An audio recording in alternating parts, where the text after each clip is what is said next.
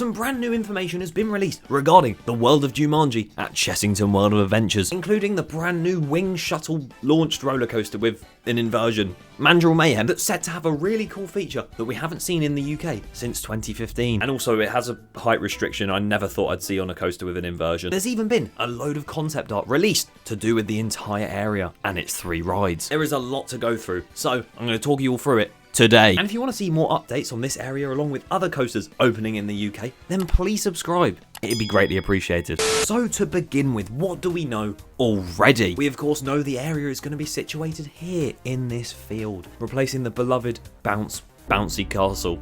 Bouncezilla's long lost brother, may he rest in peace. We also know that the area will feature 3 different rides. Mamba Strike, which is a Miami style ride, although it's a lot less fun ferry than your usual one. Ostrich Stampede, which is a jumpy ride like this, but ostrich themed. It's got an egg centerpiece in the center apparently, which means it's bound to be excellent.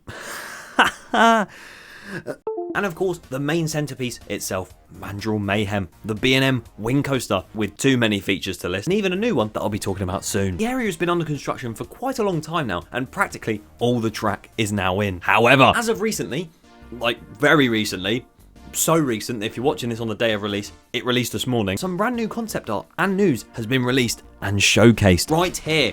See it first. There you go, big Jumanji poster with Mandrill, Jaguar, Ostrich and Quantum. But let's dive a bit deeper into this concept art. So as you can see here, the jokes were right. Mandrill Mayhem will have a train just like a mandrill. It's a beautiful sight to behold. You can see to the left of the Mandrill Mayhem train, World of Jumanji entrance sign with some really nice looking buildings and of course the 2 flat rides above it. Mamba Strike is almost as tall as the mountains and Ostrich Stampede looks like mixtape. And of course over there, the huge Jaguar with the track going off the edge of the stratosphere. Jokes aside, the concepts do look amazing, as do the individual ride ones. You've got Mamba Strike here, which looks to have some really cool theming, as you can see.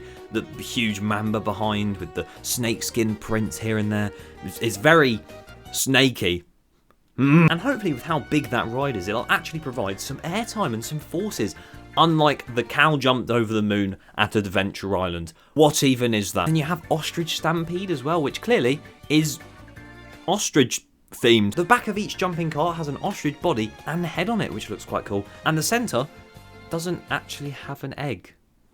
So sad. Something else that's quite cool to point out on this concept art is the use of this van here. I mean, what's the purpose of me highlighting this van to you all, you may ask? Basically, it's a Ford Transit E164. It's actually from Ripsaw at Alton Towers. It's been spotted on the construction site already, so it is there. This isn't just speculation. And you know what? I love that from Merlin. What? Thank you for bringing it back in some form. Now all you've got to do is move that back to a fun fair and bring it back fully. Before we get onto the exciting new features though, there is some news about new Jumanji themed bedrooms in the hotel, which look very well themed, as you can see here, covered in big foliage. But it's also said in this release that these rooms will be available to sleep in from April 1st, ahead of the opening for the area. Does that mean the opening that's set for spring is going to be later than April 1st? Not on opening weekend? Will it be in May? Will it be in December? Who knows? Now, on to the main talking point of today's video, Mandrill Mayhem. What's been said about it? First of all, the height requirement for the ride. What could it be? Do you have to be 1.4 meters like most coasters that go upside down? Do you have to be 6'9"? Nope, the ride is set to whisk those from just 1.2 meters tall around the layout.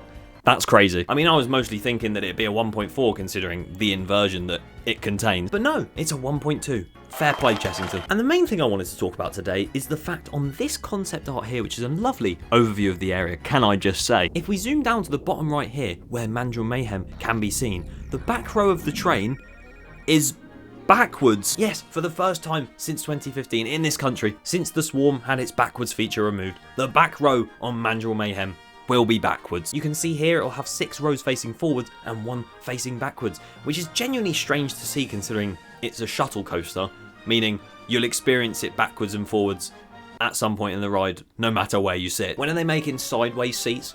£15 upcharge. But no, none of that. We got Brave It Backwards Mayhem edition. This is genuinely Chessington's biggest investment in history, and I cannot wait to see what it looks like in person. If you want to see what I would build and demolish if I owned Chessington World of Adventures Resort, click here.